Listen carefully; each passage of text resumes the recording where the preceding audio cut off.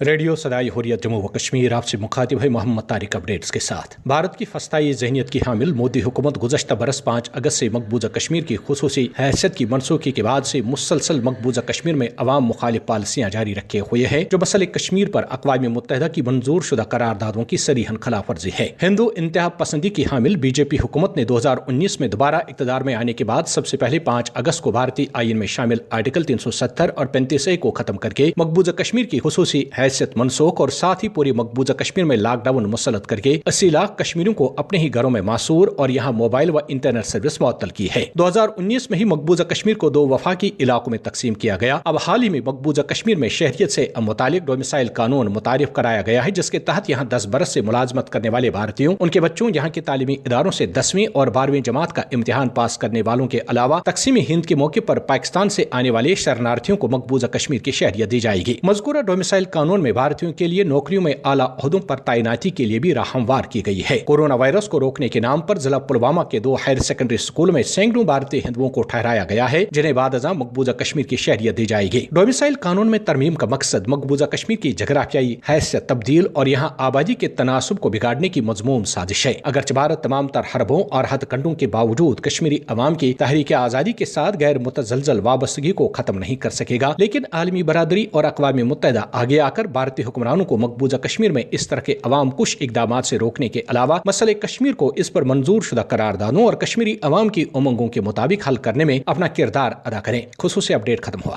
دنیا کے خوبصورت ترین خطے کشمیر میں بھارتی حکمرانوں نے جو کچھ آج تک کیا اور جو کچھ آج کر رہے ہیں، یہ سب کچھ غیر اخلاقی، غیر آئینی اور اقوام متحدہ کی قراردادوں کے بالکل برعکس ہے۔ 5 اگست 2019 اور ریاستی ڈومیسائل قوانین میں حالیہ ترامیم نے بھارت کے اس ہند توا ایجنڈے کو بے نقاب کر دیا جس کو عملانے کے لیے بھارتی انتہا پسند حکمران عرصے دراز سے منصوبہ بندی کر رہے تھے۔ مقبوضہ جموں کشمیر میں بھارت کے غیر قانونی اقدامات کا مقصد اس کے سوا کچھ نہیں کہ کشمیر کی ڈیموگرافی کو مکمل طور تبدیل کر دیا جائے اور کشمیر کی تاریخی اور جغرافیائی حیثیت کو مسخ کیا جائے تاکہ آنے والے وقتوں میں یہ مسئلہ کوئی مسئلہ ہی نہ رہے۔ بھارت کی ان جارحانہ، ظالمانہ اور غاصبانہ اقدامات نے بھارتی حکمرانوں کے چانکیائی چہرے سے وہ سارے نقاب اتار پھینکے جن کو وہ اوڑھ کر دنیا کو بالعموم اور کشمیریوں کو بالخصوص شیشے میں اتارنے کی ناکام کوشش کر رہے تھے۔ بھارت کی ان متعصبانہ اقدامات نے بھارتی حکمرانوں کو دنیا کے سامنے بے نقاب تو کر دیا، ابھی اقوام عالم کی ذمہ داری بنتی ہے کہ وہ آگے آئیں اور بھارت کو ان جارحانہ اقدامات سے باز رکھیں تاکہ کشمیری اپنے حق خود ارادت کے حصول میں کامیاب ہوں۔